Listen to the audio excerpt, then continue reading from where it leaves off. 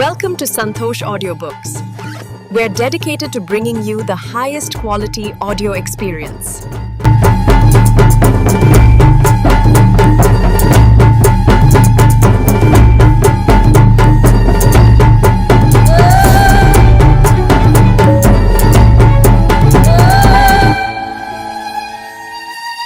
Hey, hello guys, welcome back to Santhosh Audiobooks. இந்த கதை வந்து பார்த்தீங்கன்னா ஒரு திகிலான கதையாக இருக்கும். ஸோ இந்த கதையை கேட்டுட்டு உங்களுக்கு பிடிச்சிருந்த மறக்காம சேனலை சப்ஸ்கிரைப் பண்ணுங்கள், லைக் பண்ணுங்கள். அதேமாரி இந்த கதையை பற்றின கருத்துக்களும் நீங்கள் கமெண்ட் பாக்ஸில் தெரிவிக்கலாம். ஸோ இது உங்கள் சந்தோஷ் ஆடியோ புக்ஸ், நான் உங்கள் சந்தோஷ். ஸோ இப்போ வாங்க நம்ம கதைக்குள்ளே போகலாம். பச்சை பசேன் என்ற வயல்வெளிகள், பறவைகளின் பரவச குரல், மக்களின் ஆரவாரம், இவை அனைத்தும் ஒன்றாக காண்பது இக்காலத்தில் சாத்தியமில்லை. ஆனால் கற்பனை உலகத்தில் இவை சாத்தியமே. நம் கதையில் இருப்பது போன்ற ஒரு அழகிய கிராமம். பகல் நேரத்தில் இது எந்த அளவுக்கு அழகாகவும் கிராமத்துக்கு ஏற்ற உரிய இலக்கணங்களை தழுவி இருக்கிறதோ அதற்கு எதிர்மாறாக இரவு நேரத்தில் காட்சியளிக்கும். மாலை 6 மணி நேரத்தில் எல்லாம் ஊர் மக்கள் அனைவரும் வீட்டினுள் அடைந்து விடுவார்கள். இரவு நேரங்களில் பல்வேறு அமானுஷ்யமான நிகழ்வுகள் நடக்கும். அங்கு நடப்பது என்ன என்ற வினாவிற்கு விடயமே இந்த தொடர்கதை. கிராமத்தின் பெயர் இளவரசுப்பட்டி. ஊரின் ஒரு பகுதியில் ஒரு கட்டிடம், அதில் 6-7 அறைகள். ஒவ்வொரு அறையிலும் குழந்தைகளின் கூச்சல் சத்தம். அழிந்தும் அழியாமல் ஒரு பெயர் பலகை, அதில் இளவரசுப்பட்டி அரசு தொடக்கப்பள்ளி என்று பெயர். உள்ளே சென்றால் ஒரு அறையில் வெள்ளை வேட்டி வெள்ளை சட்டை அணிந்து கொண்டு நரத்தை முடிவுடன் அமர்ந்து கொண்டிருந்தார் ஒருவர். அவர் யார் என்பதை நீங்களே அறிந்திருப்பீர்கள். ஆமாம், அப்பள்ளியின் தலைமை ஆசிரியர். அவரை நோக்கி ஒரு குரல், ஐயா உள்ளே வரலாமா? நமது பார்வை குரல் வந்த பக்கத்தை நோக்குகிறது. முழுக்கை சட்டையும் முழுக்கால் பேண்டையும் அணிந்து கொண்டு கையில் ஒரு கோப்பையினை வைத்துக் கொண்டு நின்று கொண்டு இருக்கிறார். அவனை பார்க்கும்போது 25 வயது மதிக்கத்தக்க இளைஞராக தெரிகிறது. அந்த தலைமை ஆசிரியர் அவனை பார்த்த ஆச்சரியத்தோடு உள்ளே அழைத்தார். அந்த நபர் பவியமாக உள்ளே வந்து தலைமை ஆசிரியரை வணங்கி, ஐயா, எனது பெயர் வெங்கடேசன். நான் மதுரை அரசு தொடக்க பள்ளியிலிருந்து பணிமாறுதல் பெற்று இங்கு வந்து உள்ளேன். இதோ என்னுடைய பணிமாறுதல் கடிதம். அதை வாங்கி படித்துவிட்டு அந்த தலைமை ஆசிரியர், நீங்கள் இங்கு பணிமாறுதல் பெற்று வருவதற்கு காரணம் என்ன என்றார். அதற்கு அவர் கிராமப்புற பள்ளி மாணவர்களை கல்வி தரத்தில் உயர்த்த வேண்டும் என்ற நோக்கத்தோடு ஆண்டுக்கு ஒரு முறை பள்ளி மாறுதல் பெற்று கிராமப்புற பள்ளிகளுக்கு செல்வேன். இது என்னுடைய 5வது பள்ளி. அதற்கு அவர் அந்த வெங்கடேசனை பாராட்டி அப்பள்ளியின் ஆசிரியர்களுக்கு அறிமுகம் படித்து வைத்தார். பள்ளி முடிந்ததும் சக ஆசிரியர்களுடன் ஊருக்குள் சென்று அந்த ஆசிரியர் ஊர் பெரியோருக்கு இவர்களை அறிமுகம் செய்து வைத்தார்.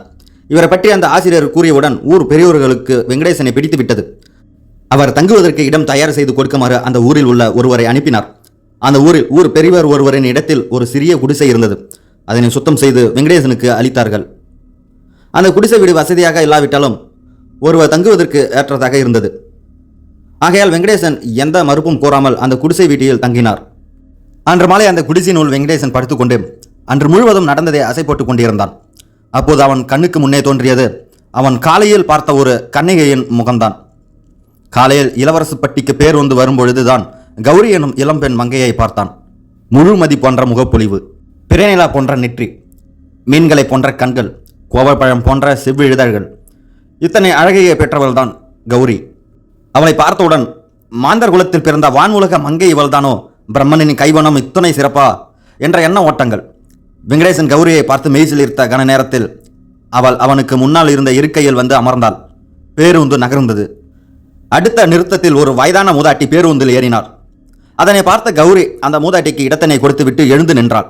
இதனை பார்த்தவுடன் வெங்கடேசன் எழுந்து கௌரிக்கு இடம் கொடுத்தான். கௌரியும் நன்றி கூறி வெங்கடேசன் இடத்தில் அமர்ந்தாள். கௌரி வெங்கடேசனை நோக்கி, ஐயா தாங்கள் யார்? இதுக்கு முன்னால் இந்த பேருந்தில் உங்களை நான் பார்த்ததில்லை என்று கேட்டாள். அதற்கு வெங்கடேசன், நான் இங்கு உள்ள இளவரசுப்பட்டி என்ற ஊரில் உள்ள அரசு தொடக்கப்பள்ளி ஆசிரியராக இணைய வந்துள்ளேன் என்று கூறினான்.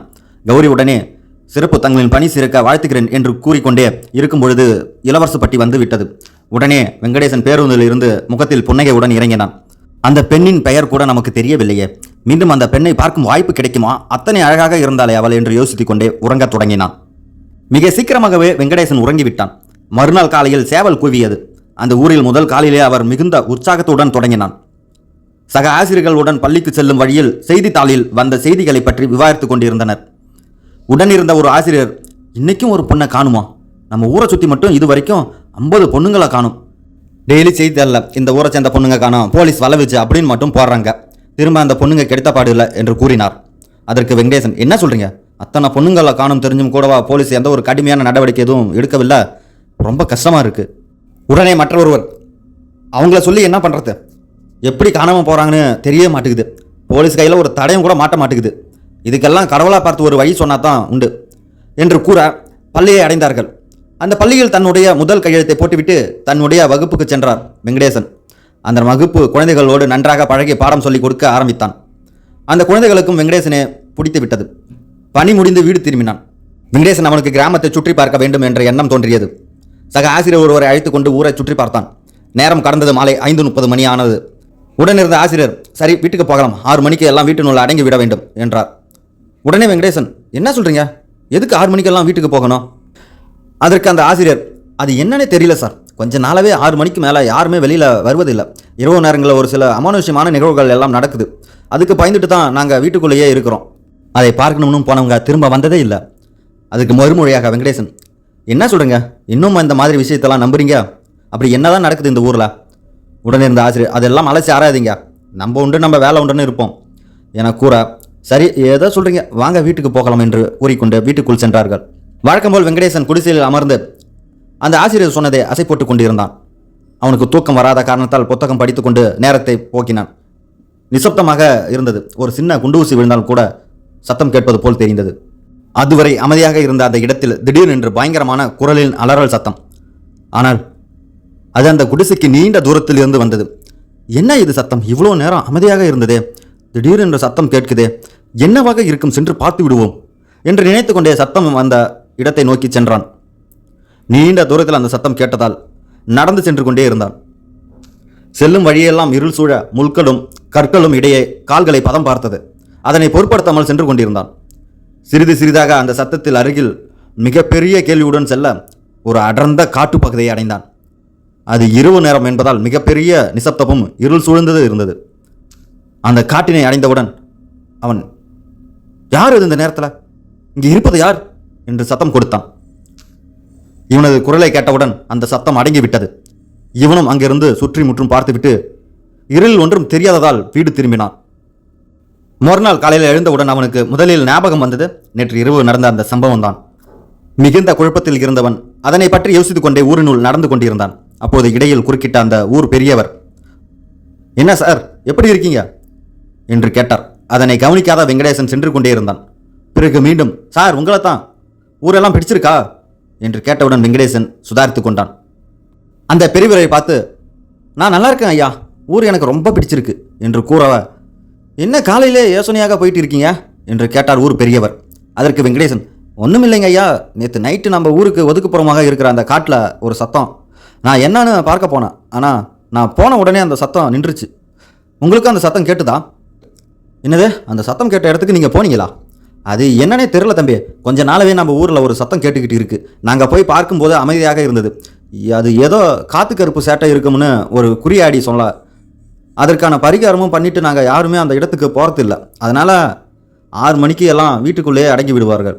உடனே அருகில் இருந்த மற்றொருவர் கனத்த குரலில் மிரட்டும் தோணியில், அங்கெல்லாம் போகாதீங்க, அப்புறம் உங்களுக்கு உயிருக்கே ஆபத்து வந்துவிடும் என்று கூற, அதற்கு வெங்கடேசன், ஓ அப்படியா, சரி இனிமேல் நான் அங்கே போகலை என்று கூறிவிட்டு மனதில் உள்ள அந்த விஷயத்தை யோசித்து தொடங்கினான். ஆட்கள் போனால் சத்தம் நிற்கிறது என்றால் அதில் ஏதோ மர்மம் இருக்கிறது, அது என்ன என்பதை கண்டுபிடிக்க வேண்டும் என்று நினைத்துக்கொண்டு பள்ளிக்கு சென்று பணியை தொடங்கினார். பணி முடித்து வீடு திரும்பிய வெங்கடேசன், இன்று இரவு அந்த சத்தம் கேட்குமா கேட்காதா, கேட்டால் அங்கு என்ன நடக்குது என்பதை இன்று நான் கண்டுபிடித்தே ஆக வேண்டும் என்று யோசித்துக் கொண்டே நேரத்தை போக்கினான். நேரமாக ஆக அவனுக்கு ஆர்வமும் அதிகமாகினது. அந்த ஊரே பயப்படும் இரவு நேரம் வந்தது.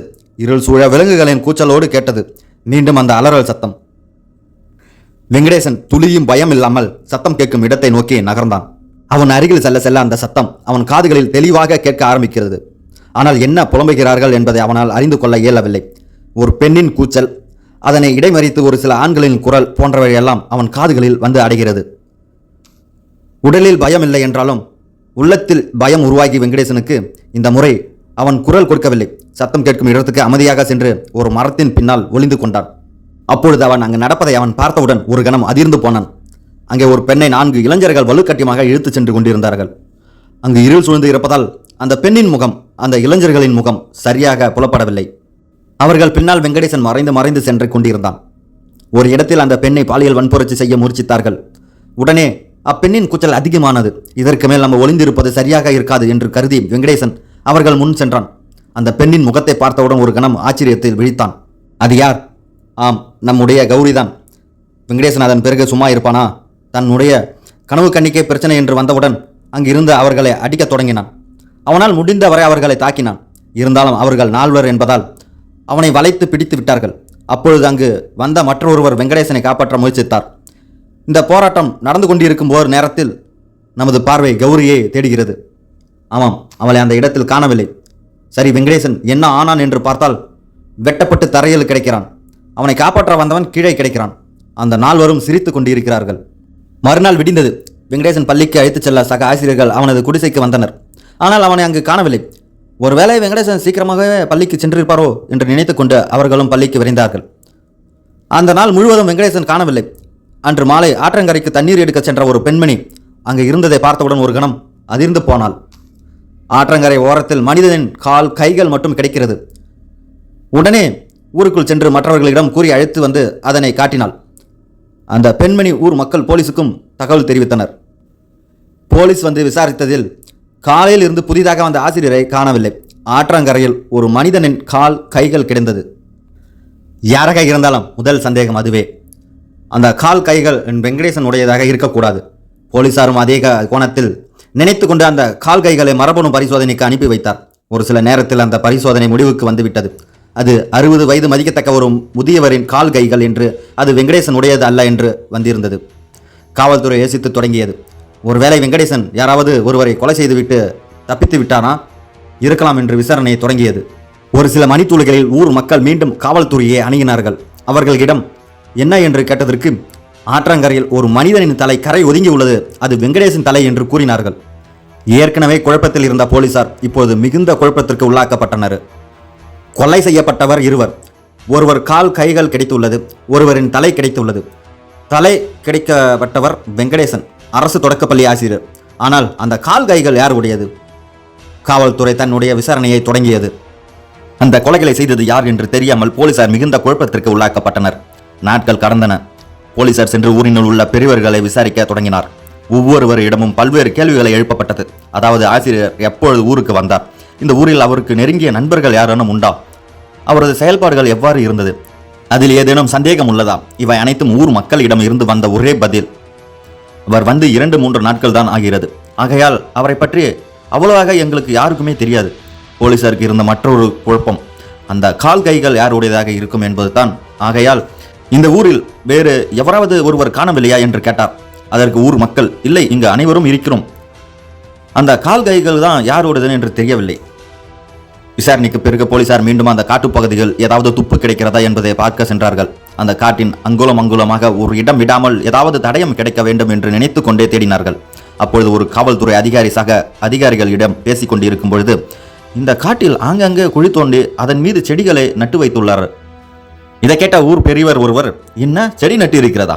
நாங்கள் சில மாதங்களாகவே இந்த காட்டுக்கு வருவதை நிறுத்திவிட்டோமே, அப்படி இருக்கும் பொழுது இங்கே யார் செடி நட்டு இருப்பாங்க என்றார் பெரியவர். உடனே அந்த காவல்துறை அதிகாரி, அப்பொழுது நீங்க செடி நடவில்லையா என்றார். இங்கு யார் அப்ப செடி நட்டிருப்பார்கள்?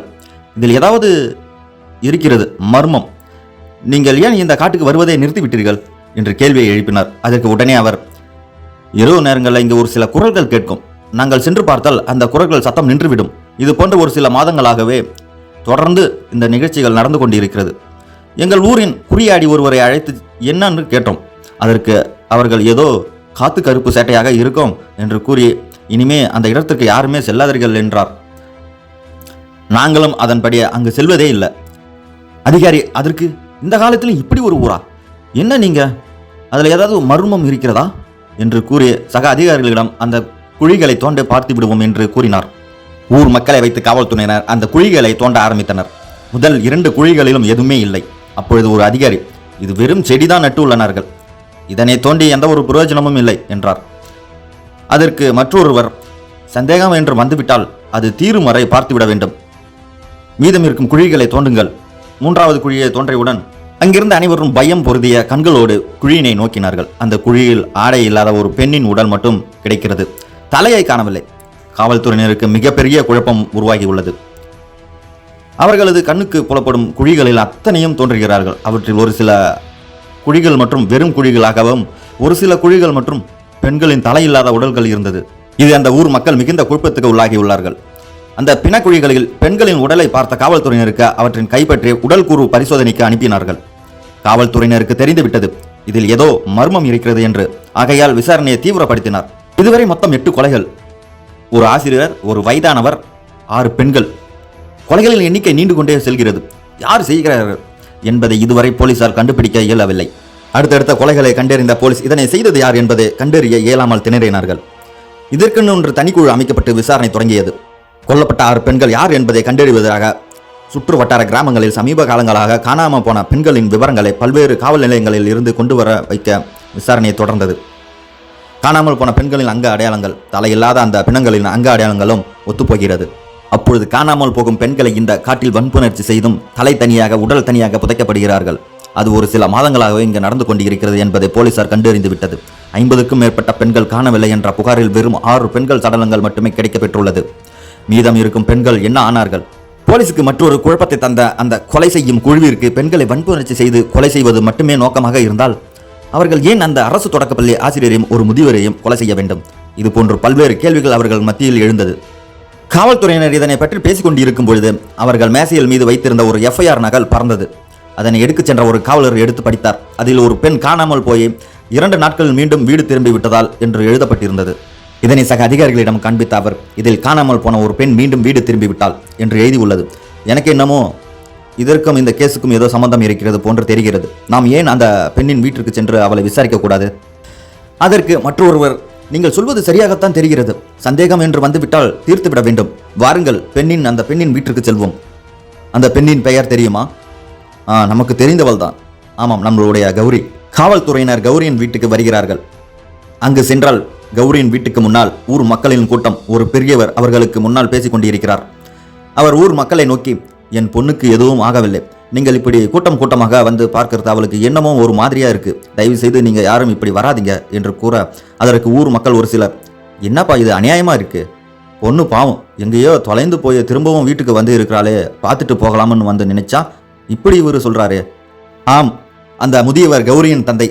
கௌரியின் நிலைமையை ஊர் மக்களுக்கு கூறிக்கொண்டிருக்கிறார். மக்களின் சலசலப்பு இடையே போலீசார் உள்ளே நுழைகிறது. போலீஸை கண்டதும் அந்த முதியவர், ஐயா நீங்களுமா? என் பொண்ணு தான் கிடைச்சிட்டான்னு உங்ககிட்ட கொடுத்த கேஸையும் நாங்கள் வாபஸ் வாங்கிட்டோம்ல, இதுக்கு மேலே உங்களுக்கு என்ன வேணும் என்று கேட்க, அதற்கு காவலர் ஒருவர், உங்க பொண்ணுகிட்ட நாங்கள் விசாரிக்கணும். அவங்க காணாமல் போனாங்களா இல்லை கடத்திட்டு போனாங்களா? கடத்திட்டு போனதா இருந்தா எப்படி திரும்பி வந்தாங்க? இப்படின்னு இன்னும் நிறைய சந்தேகம் இருக்கு. உங்க பொண்ணை கூப்பிடுங்க. அதற்கு அந்த முதியவர், என்னன்னு தெரியல சார், வந்ததிலிருந்து பித்து பிடித்த மாதிரியே இருக்கிறா, யாருக்கிட்டையும் பேசுறதில்ல. அதனால தான் சார் ஊர் மக்கள் எல்லாரும் இப்படி வந்து என் பொண்ணை வந்து பார்க்குறாங்க. சரி, உங்க பொண்ணை கூப்பிடுங்க, விசாரிக்கலாம். இந்த வழக்கின் விடயத்தை கண்டறிவதற்காக போலீசார் விசாரிப்பதற்கு மிகுந்த ஆர்வத்துடன் இருந்தனர். ஒரு அறையின் கதவு திறந்தது. தலைவரி கோலம் அழுக்கடைந்த ஆடைகளை உடைத்துக் கொண்டு நின்றிருந்தாள் கௌரி. அவளை பார்த்தவுடன் போலீசார் சரமாரியாக தன்னுடைய வினாக்களை எழுப்பிக் கொண்டிருந்தார்கள். நீ எப்படி காணாமல் போனாய்? உன்னை யாரும் கடத்திட்டாங்களா? அவ்வாறு கடத்தி இருந்தால் மீண்டும் நீ எப்படி வீட்டுக்கு வந்தாய் என்ற கேள்வியை எழுப்பினார்கள். அதற்கு கௌரி மௌனம் சாதித்தபடி நின்று கொண்டிருந்தாள். ஒரு காவல்துறை அதிகாரி அவளை மிரட்டத் தொடங்கினார். என்னம்மா, என்ன நடந்துச்சு சொல்லு. கௌரி அழத் தொடங்கினால் உடனே மற்றொரு போலீஸ் அதிகாரி, பக்கத்தூரில் நடந்த கொலைக்கும் உனக்கும் ஏதோ சம்பந்தம் இருக்கு, ஆனால் தான் நீ இப்படி பேசாம இருக்க, சொல்லு, நீ தானே அவங்கள கொலை பண்ண, சொல்லு என்று மிரட்டினார். நமது கதாநாயகி சற்று தயக்கத்தோடு பேச தொடங்கினாள்.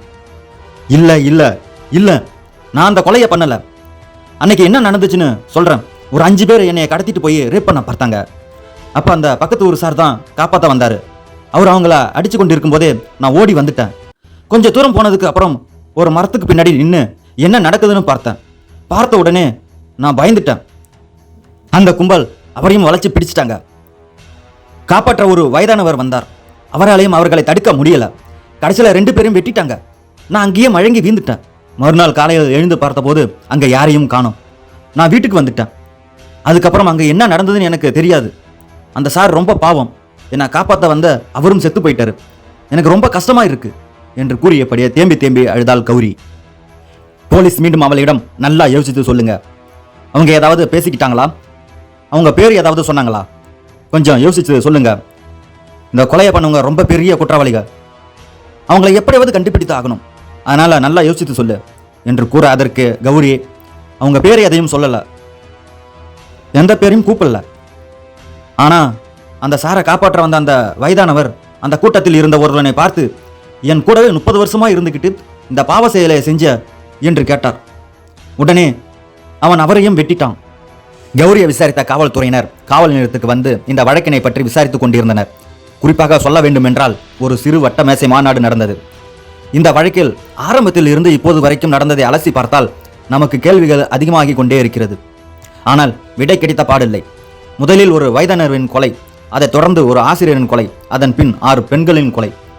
இதனை செய்தது யார்? அந்த கால் கைகள் கிடைத்த முதியவரின் உடன் இருந்தவன். ஆனால் அந்த முதியவர் யார் என்று தெரியவில்லை. எந்த கோணத்திலும் யோசித்தாலும் ஒரே புள்ளியை நாம் அடைகிறோம். அந்த முதியவர் யார் என்று தெரிந்தால் மட்டுமே கொலையாளை நம்மால் எளிதாக கண்டுபிடிக்க முடியும். மீண்டும் ஊர் மக்களை தான் நாம் விசாரிக்க வேண்டும்.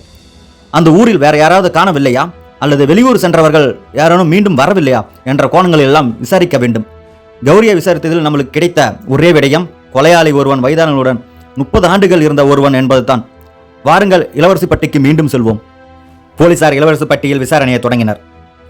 இந்த ஊர்ல யாராவது காணவில்லையா? ஏனென்றால் எங்களுக்கு மற்றொரு துப்பு கிடைத்துள்ளது. அதன்படி இந்த ஊரில் உள்ள ஒரு வயதானவர் இதில் சம்பந்தப்பட்டுள்ளார்.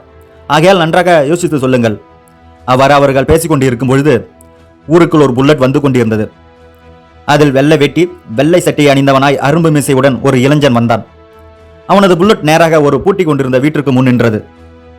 அந்த வீடு பூட்டி இருந்ததை பார்த்து அவன் பக்கத்தில் இருந்தவரிடம், என்னுடைய மாமா எங்கே? தோட்டத்துக்கு எங்கேயாவது போயிருக்கிறாரா என்று கேட்டான். அதற்கு பக்கத்து வீட்டுக்காரர் அதிர்ந்து போய், உங்க மாமா உங்களை பார்க்க வரேன்னு சொல்லிட்டு தானே கொஞ்சம் நாளைக்கு முன்னாடி போனாரு, உங்க வீட்டுக்கு வரலையா என்று கூற, அருகில் இருந்த போலீஸ் அவர்களிடம், இவர் யார், இவர் என்ன கூறினார் என்று அந்த பக்கத்து வீட்டுக்காரரிடம் கேட்டது காவல்துறை. அதற்கு மீண்டும் அவர் என்கிட்ட என் பொண்ணையும் மாப்பிளையும் பார்த்துட்டு வரேன்னு அப்படின்னு சொல்லிட்டு கிளம்பினாரு. நான் அவங்க வீட்டில் தான் இருக்கிறாரு என்று இவ்வளோ நாளாக நினச்சிக்கிட்டு இருந்தேன். ஆனால் இவர் வந்து சொல்லும்போது தான் தெரியுது அவர் அங்கே வீட்டுக்கு போகலன்னு. அவர் எங்கே போனார் என்று தெரியவில்லையே, கொஞ்ச நாளாவே வீடு பூட்டி தானே கிடக்கிறது. உடனே போலீசாருக்கு விஷயம் தெரிந்தது. அவர்களை யூகித்துக் கொண்டார்கள். இவர் தன் மகள் வீட்டுக்கு செல்லும் வழியில் ஆசிரியரை போராட்டத்தை பார்த்து அவரை காப்பாற்ற செல்லும் பொழுது இவரையும் வெற்றி கொன்று விட்டார்கள். அப்பொழுது இவருடன் இருந்தவர்களை விசாரிக்க வேண்டும் என்று யோசித்துக் கொண்டே ஊர் மக்களை நோக்கி, அவருடன் இருந்தவர்கள் யார் யார், அவர்களை உடனே நான் சந்திக்க வேண்டும், அழைத்து வாருங்கள் என்று கூறினார் ஒரு அதிகாரி. சிறிது நேரத்தில் எல்லாம் ஒரு 5-6 பேர் நபர்கள் வந்தார்கள். அவர்களிடம் போலீசார், உங்களுடன் இருந்தவரை காணவில்லை, அவர் உங்களிடம் ஏதாவது கூறி சென்றாரா என்றார்கள். அதற்கு அவர்கள், எங்களிடம் தன் மகளையும் மருமகனையும் பார்த்து வருகிறேன் என்று கூறிவிட்டு தான் சென்றார் என்று கூறினார்கள் போலீசாருக்கு. போலீசாருக்கு நிச்சயமாக தெரியும் இவர்களில் ஒருவர் தான் அந்த கொலையாளி இங்கே. ஆனால் அதனை வெளிப்படுத்திக் கொள்ளாமல் அந்த வயதினரோட நீண்ட நாட்களாக பழகியவர்கள் யார் யார் என்றவுடன் ஒரு 3 பேர் கையை உயர்த்தினார்கள். அந்த 3 பேரையும் தனித்தனியாக போலீசார் விசாரிக்க தொடங்கியது. கொலை நடந்த அந்த நேரத்தில் எங்கு இருந்தீர்கள், கொலை நடந்தது உங்களுக்கு எப்பொழுது தெரியும், கொலை செய்யப்பட்டவர்கள் யாராவது உங்களுக்கு தெரியுமா போன்ற பல்வேறு வினாக்கள் எழுப்பப்பட்டது. அதில் ஒவ்வொருவரும் தன்னுடைய பதில்களை தெளிவாக கூறினார்கள். முதலில் ஒருவன், எனக்கு கொலை நடந்தது மறுநாள் காலையில் தான் தெரியும், நான் தான் உங்களுக்கு தகவல்களை கூறினேன், அங்கு கொலை செய்யப்பட்டவர்கள் யாரையும் எனக்கு தெரியாது. மற்றொருவன், எனக்கு கொலை நடந்தது மறுநாள் காலையில் தான் தெரியும், அதிலும் எனக்கு யாரையும் தெரியவில்லை. மூன்றாவது ஒருவன், நான் கொலை நடக்கும் பொழுது இந்த ஊரிலே இல்லை, மறுநாள் தான் வந்தேன், வந்த பிறகுதான் எனக்கு இங்க நடந்தது தெரியும். ஒருவர் பின் ஒருவராக கூறினார்கள். போலீஸ் அவர்கள் மூவரையும் பற்றியும் ஊரில் ஒவ்வொருவரையும் தனித்தனியாக விசாரிக்க தொடங்கியது. ஊரில் ஒவ்வொருவரையும் அந்த கொலையாளிகள் பற்றி மற்றும் அந்த மூவரை பற்றியும் தங்களுடைய கருத்துக்களையும் சந்தேகங்களையும் கூறினார்கள். நீண்ட நேரம் போன இந்த விசாரணை முடிவுக்கு வரும்பொழுது போலீசாருக்கு விடயம் கிடைத்தது. அந்த மூவரின் முதல் 2 கூறியது உண்மையாக இருந்தது. ஆனால் 3வது நபர் கூறியது முரண்பாடாக இருந்ததாக ஊர் மக்களின் பதில் இருந்தது. போலீசாருக்கு தெரிய வந்தது. 3ஆம் நபர் கூறியது, நான் கொலை நடக்கும் பொழுது இந்த ஊரில் இல்லை, நான் வந்த பிறகுதான் எனக்கு இந்த விஷயம் தெரியும் என்றான். ஆனால் ஊர் மக்கள் தாம் விசாரிக்கும் பொழுது அவன் கொலை நடந்த நேரத்தில் அங்குதான் இருந்திருக்கிறான், விடிய காலையில் தான் வெளியூருக்கு கிளம்பி சென்றிருக்கான் என்பது தெரிய வந்தது. போலீசாருக்கு அவன்தான் குற்றவாளி என்று ஓரளவுக்கு தெரிய வந்தாலும் கூட போதிய சாட்சி இல்லாததால் சாட்சியை தேட முயன்றார்கள். போலீசார் அந்த 3வது நபரை அழைத்து தன்னுடைய சுழற்சி மிக்க விசாரணையை தொடங்கியது. முன்னுடன் இருந்தோர் எல்லோரும் தான் செய்தன் ஒப்புக்கொண்டார்கள். நீதான் அதற்கு தலைமை என்று கூறிவிட்டார்கள். உண்மையை ஒத்துக்கொண்டால் தண்டனை குறையும் என்று மிரட்டினார்கள். சிறிது நேரம் அசராமல் இருந்தான் கொலையாளி. அவரது மிரட்டலுக்கு பயப்பட தொடங்கினான். கொலையாளி பேச தொடங்கினான். ஆமாம் ஆமாம், நான் தான் அந்த கொலைகளை பண்ணினேன் என்று கூற போலீஸ் எவ்வளவு தைரியம் இருந்தா பயமே இல்லாம சொல்லுவா? எதுக்கு பண்ண சொல்லு. அதற்கு அவன், கொஞ்சம் வருஷத்துக்கு முன்னாடி நானும் ஒரு பொண்ணும் உயிருக்கு உயிராக காதலிச்சோம். ஆனா அந்த பொண்ணு ஒரு நாள் என்ன தனியா ஒரு இடத்துக்கு கூப்பிட்டு போச்சு. அங்க என்னுடைய எதிரிங்க கொஞ்சம் பேர் என்னை சுத்து போட்டுட்டாங்க. அப்புறமா தான் தெரிய வந்தது அந்த பொண்ணு அவங்க கூட்டாளி அப்படின்னு. என்னை கொலை பண்றதுக்கு தான் காதலிக்கிற மாதிரி நடிச்சு என்னை அந்த கும்பல்ல மாட்டி விட்டா. அந்த கும்பல் என்னை வெட்ட வரும்பொழுது எங்கிருந்தோ வந்த என்னுடைய அம்மா நடுவில் தலையை விட்டுட்டாங்க, என்னை காப்பாத்திட்டாங்க. என் கண்ணு முன்னாடியே எங்க அம்மா தலை தனியா முண்டம் தனியாக கிடந்தது. அதுக்கு காரணம் அந்த பொண்ணு தான். ஆனால் தான் காதலிக்கிறேன்னு சொல்லிட்டு அப்புறம் ஏமாத்துற எல்லா பொண்களையும் தலையை வெட்டணும்னு முடிவு பண்ணினேன். கடைசியா நான் கடத்திட்டு வந்த அந்த கௌரி கூட 2 நாளைக்கு முன்னாடியே கோவிலில் ஒரு பையன்கிட்ட எங்க வீட்டில் நம்ம காதலை ஏத்துக்க மாட்டாங்க, அதனால நம்ம பிரிந்து விடுவோம் அப்படின்னு பேசிக்கிட்டு இருந்தா. காதலிக்கும் போது இவங்களுக்கு தெரியலையா வீட்டில் ஒத்துக்குவாங்களா ஒத்துக்க மாட்டாங்களா அப்படின்னு. அப்புறம் ஏன் அந்த பையன் மனசுல ஆசையை வளர்க்கணும்? அதனால தான் அவளையும் கடத்திட்டு போய் நான் கொலை பண்ண நினைச்சேன். அப்பதான் அந்த புதுசா வந்த சாரும் என் கூடவே இருந்த அந்த வயதானவரும் வந்தாங்க. வேற வழி இல்லாம நான் அவங்களையும் கொலை செஞ்சிட்டேன். என் கூடவே இருக்கிற பசங்களுக்கு நான் சம்பளம் எதுவும் தரமாட்டேன். ஆனா அதுக்கு பதிலாக நான் கடத்திட்டு வர பொண்ணுங்களை அனுபவிக்க சொல்லுவேன். அதுதான் அவங்களுக்கு சம்பளம். இது வரைக்கும் நான் 58 பொண்ணுங்களை கொலை பண்ணியிருக்கேன். ஏமாத்துற எந்த பொண்களையும் சும்மா விட மாட்டேன் என்று உறக்கமாக கத்தினான். வாக்குமூலத்தை கூறினான். போலீஸ் அவனை கைது செய்தது. இதில் கொலையாளி செய்தது சரியா தவறா என்பது அவரவர் மனப்போக்கை பொறுத்தது. ஒரு சாரர் என்னதான் இருந்தாலும் இத்தனை பெண்களை கொலை செய்வது தவறுதான். ஒரு சாரர் அந்த ஒரு பொண்ணு செய்த தவறுனால இவன் இவ்வளவு பெரிய தப்பு செய்து விட்டான், இதற்கு காரணம் அந்த பொண்ணு தான். இந்த கொலையாளி செய்தது சரியா தவறோ உங்களிடம் விடை எதிர்பார்க்கிறேன். ஒவ்வொருவரின் தனிப்பட்ட கருத்தும் வெவ்வேறு கோணத்தில் இருக்கும். உங்களின் மனப்போக்கு நேர்மையாக இருந்தால் நான் மகிழ்கிறேன். நன்றி, வணக்கம்.